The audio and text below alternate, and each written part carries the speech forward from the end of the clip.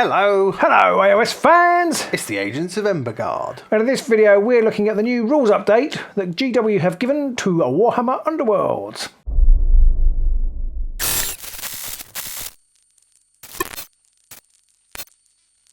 So we're going to be looking at the rules changes and the FAQs that have come about since the previous version and that they've changed or they've added to. And they have made some quite big significant changes. And some really bizarre ones that we're both sitting there going, but why? What were they smoking in the rules room?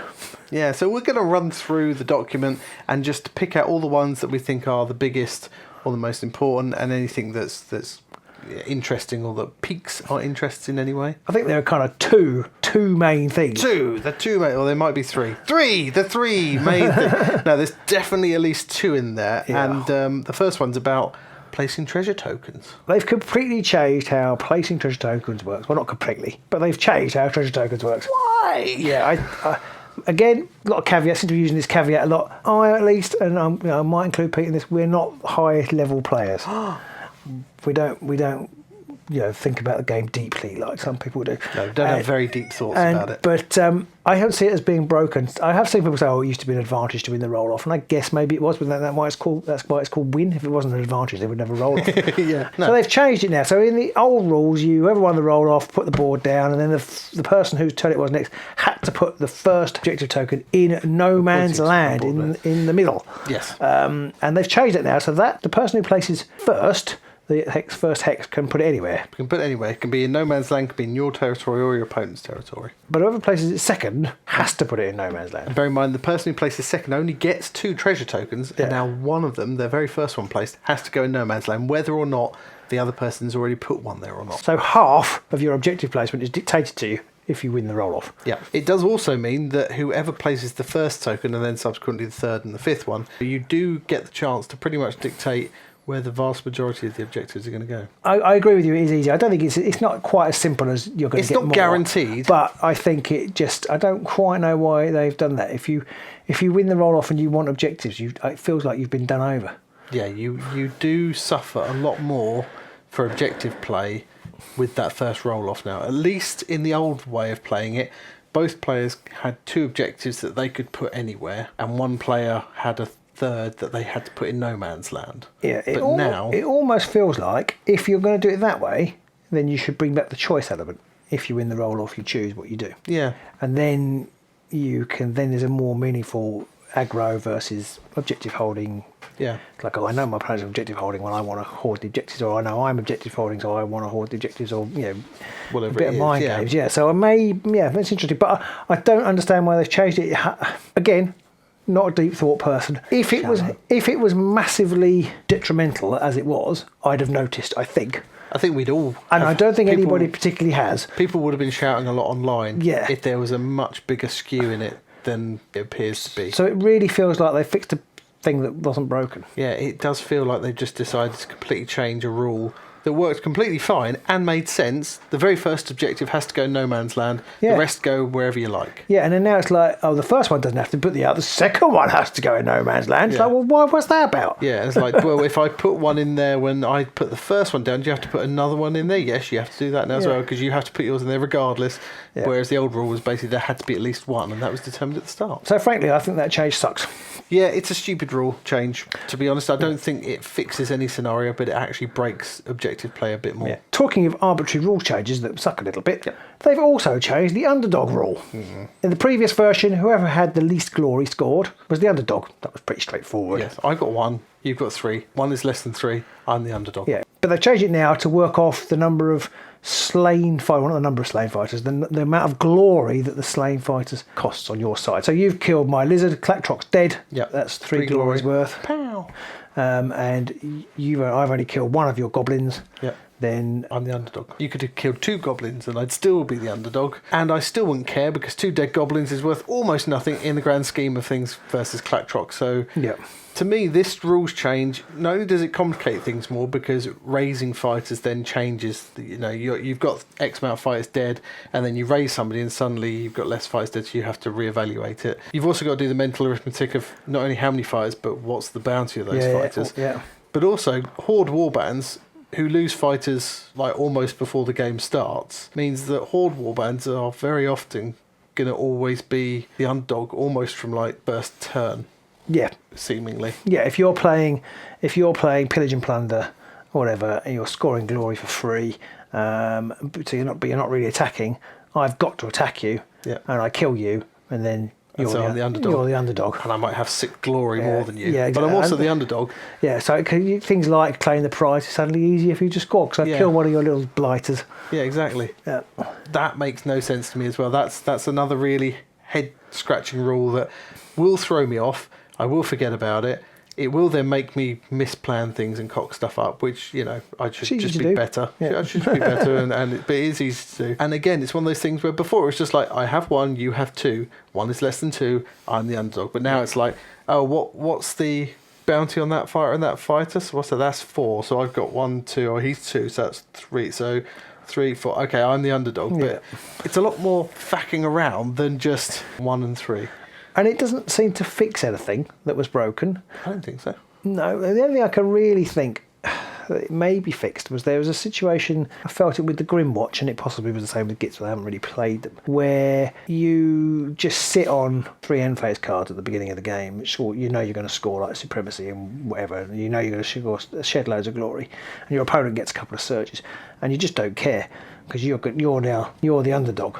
Even though actually your game plan is going very nicely, thank you, so it's a small advantage for that play style. But is it though? Because you're going to kill a couple of Grimwatch fighters. Exactly. You're still going to kill me, so it doesn't stop that because you're still going to kill them, and then I'm the underdog anyway. Yeah. And it's like, and then at the end of round 1, I put down my 8 glory or whatever it is, and Bob's your uncle. I'm the underdog again. So I don't. Oh, sorry, you're the underdog, and I'm not. I don't really. Well, no, because you'll score the glory. Yeah, now. exactly. Yeah. And you'll still be the underdog at the end of it, which means all those cards which get a bit easier to score or a bit more useful are still a bit easier to score and a bit more useful, despite the fact that you've got maybe shed 10 loads more of glory. Yeah. So it makes that worse. My example, which was explaining something else completely different, actually proves how nonsensical it is. Yeah. It just basically means if you're a very fast scoring warband, it's brilliant because you're probably going to be losing fighters because the fast scoring warbands tend to be the Horde warbands, and you're just going to be the underdog while having a lot more glory than your opponent. Yeah, 0 cents. Before, the underdog mechanic based off of glory kind of made sense because it's like you're behind in the score, you're not doing as well, so some of your cards get a little bit better. Yeah. Some of your objectives get a little bit easier to score, some of your other things are a bit more useful. Yeah. You get a little bit of a boost. But now you don't get that. So, it makes no sense. No, and I haven't done the maths, but I kind of feel like it's not going to change very much. Whereas the underdog, in a good game, the underdog flips back and forth because you're neck and neck for glory. In this game, most matchups, unless it's like aggro on aggro, and people are dying and left, right and centre, the balance isn't going to change very much. The person who's trying to do the killing is always going to be ahead and therefore never the underdog. Yeah. That's what I'm trying to say. Exactly. Yeah, I don't think it's going to change around very much. Horde warbands especially are going to be the underdog for like 90% of a match. It feels like, at least, depending on what their play style is. So, yes. So, again, I'd love to know, it's a shame they don't come with commentary, I'd love to know what the design decision was. Because maybe there's a perfectly good explanation for it and I'm just not seeing it. But that one and the treasure tokens just feel like they both fixed a problem that didn't exist, created a problem that now exists. And the other one that we think is worth a mention is that they've changed, or at least clarified, persisting abilities to basically say that they persist till the end of the game now, unless it states otherwise. This is one of those things that I kind of almost never read it incorrectly anyway. But so I get a bit frustrated by this. This is things like trophy hunters. Oh, it ends at the end of the first round. Well, it clearly doesn't. That clearly isn't the intention of the rule. And marked hexbane. And I don't think, again, if anybody said to me, "Oh, this must last till they're dead" or whatever, I'd be like, well, obviously it doesn't persist. But there was a bit in the rule book that said that persisting abilities disappeared. But it's an interesting one with the Brethren of the Bolt is an example where this still hasn't really quite fixed the problem, because I believe the intention of that one is that because they have there's something hymns, electro hymns or something. They've got their hymns electronic music. I don't know. Techno. They can have 3 abilities. And says you pick one at the start of the round. At the start of the round. Well, now they persist, so you can pick each one at the beginning of the round. Yeah. And by the third round, as long as 2 of you are alive, they have to have 2 alive. They'll all be up and running. Which maybe that's how they intended it, but I don't really feel like it is. It feels like, given you pick one at the beginning of a round, that they wanted it to be for that round. For that round, exactly. But and also, not. bizarrely, I mean, if it was they were going to do something like that, you'd think with them it would be the other way around. So you start with all three, and then you have to pick one to remove, and they get worse because they get discharged as the game goes on. So again, it's one of those ones that it's nice to see a clarification on, but in true GW style, it makes things a little bit more confusing rather than making it clear for everybody. Yeah, I think it's on balance it's better, and I think it's probably cleared up more cases that it's created. I haven't been through the war scrolls to see if there are any others that it affects, but it is what it is. But persisting abilities persist. So moving on to the FAQs, one of the first questions that they have answered is playing ploys, and it says, can you define when a ploy card has been played? Ploy card is played when it is revealed. Now that's kind of a problem, because Realmstone Raiders, as a fantastic example, says at the very top of it, reveal the top card of your power deck. I've revealed it, so I've played it. Exactly. Come on, Games Workshop. I mean, that deck came out like a month ago. How can you already fuck something up? How easy is Ploymaster going to be to score now? Yeah. Oh, I've revealed that one, played it, revealed that one, played it, revealed that one, played it. I hadn't even thought that. But yes, exactly. It'd be like, you had to play 3 ploys instead. Well, I've revealed about 10 cards, so yes, I have scored this. Yeah. That's stupid, and they didn't think it through whatsoever, so I already hate them for that. Yeah. So stupid. What I want to know is, under what circumstances were people wondering when it had been played? Is it like is it some cheeky?